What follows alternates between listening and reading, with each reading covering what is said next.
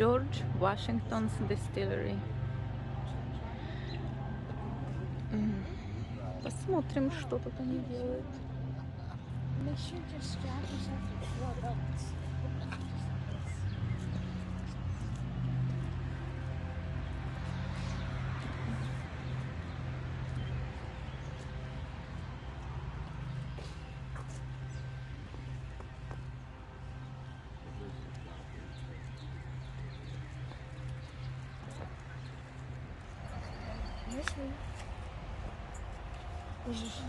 Тоже ротик должны открывать. Да? Не думаю. Вот территория всего заводика.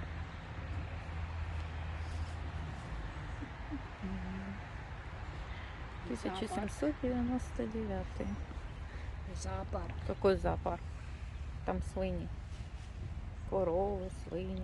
Тут целое хозяйство. Вот что это было. Карлище.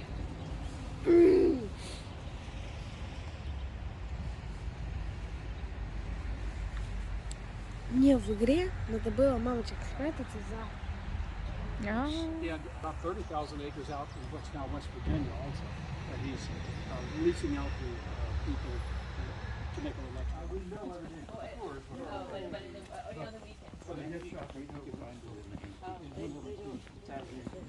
So when they get low, we'll know some more. So anywhere along the rail over there, my friend Tyler will tell you about the stone floor next. So anywhere along the rail.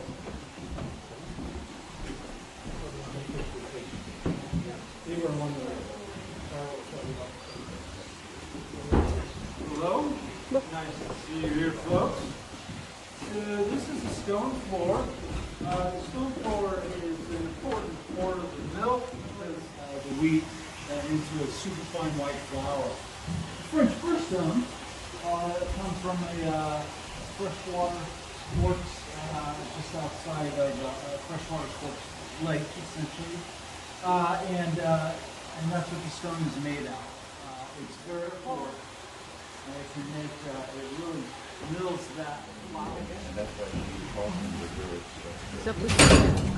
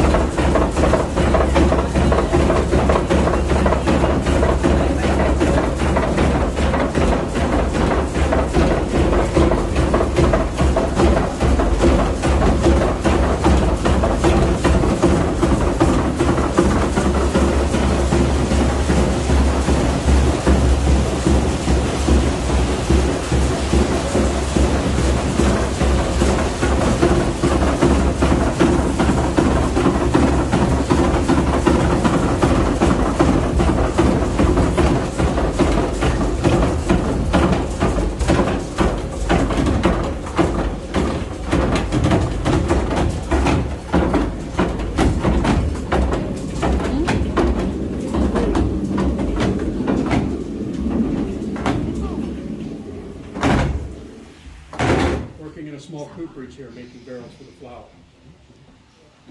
So with 5,000 or 6,000 pounds of flour every day, 200 pounds of rock maple rather, and they last a long, long time. You can see there's some wear on them. If you look at the rounds in the stone nut there, they've got a little wear on them. They were just. So what happens here, for instance, is the grain is dumped by a trapdoor upstairs into that bin on the other side, comes by that chute you see coming across under the ladder, under the stairs, into this bucket elevator that takes it to the top floor. It gets stored up there in what's called a sink, and then eventually comes out of that sink, goes into what's called a rolling stream, you can already hear, that gets the last of the chaff off the grain. And then after the rolling stream, it drops into stones, and gets milled, comes out the chute over there into that bin. There's another bucket elevator. That bucket elevator takes that flour up to the top floor.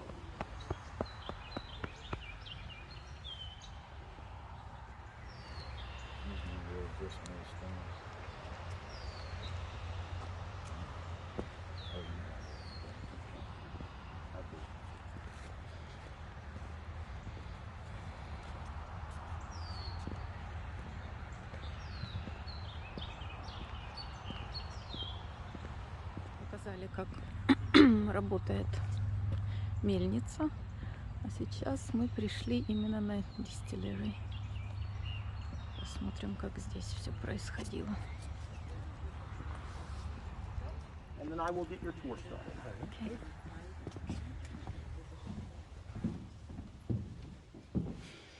Ага. Smell.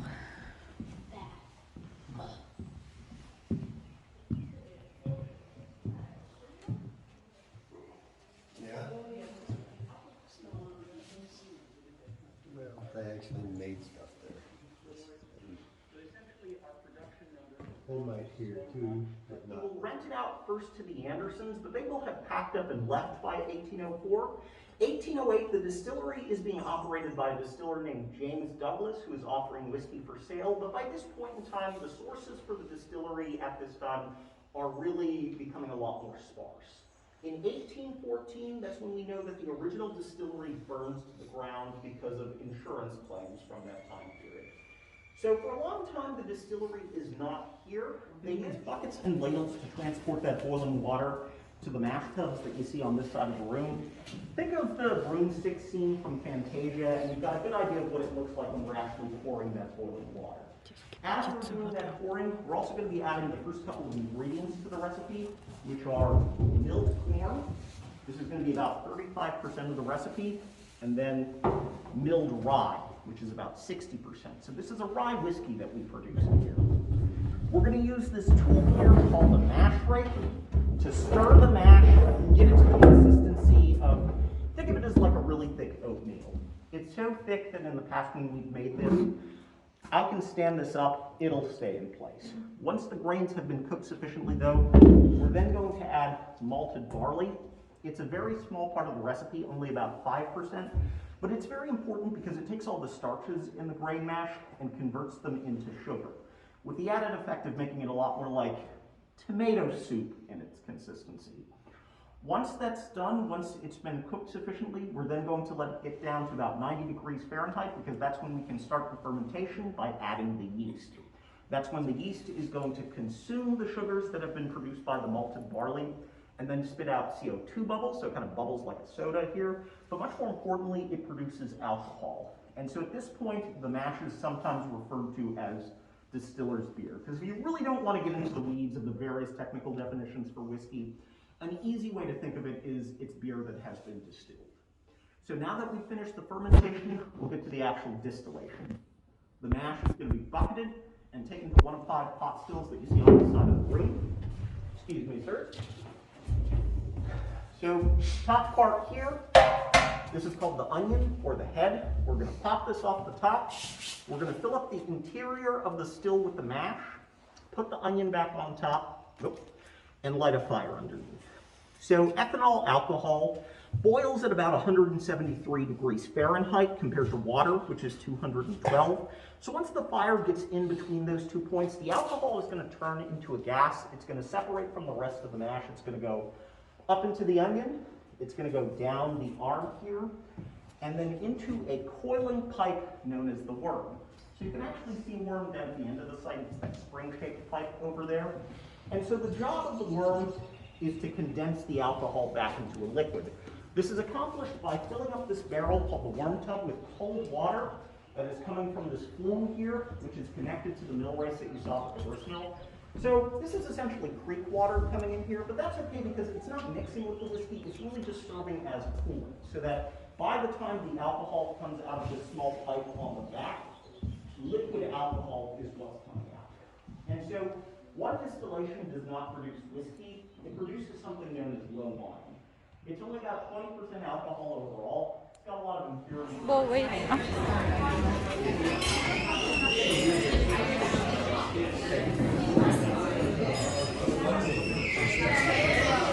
Я очень вредная дама. Я опять попросила нас пересадить. Потому что нас посадили вот за тот столик, блин. Извините за выражение. А он на проходе, и там мне прям конкретно тянуло по ногам. А здесь в уголочке.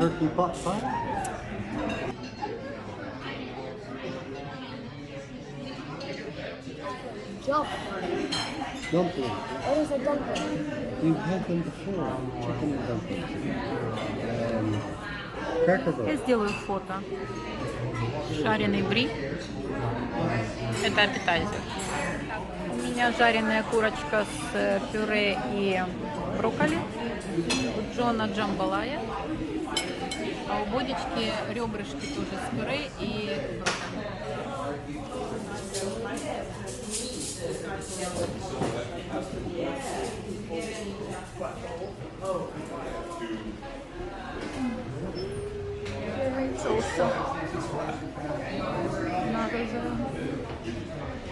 Дождь, а на улице слякоть. Так. Yeah, I have umbrella. Where's the other one?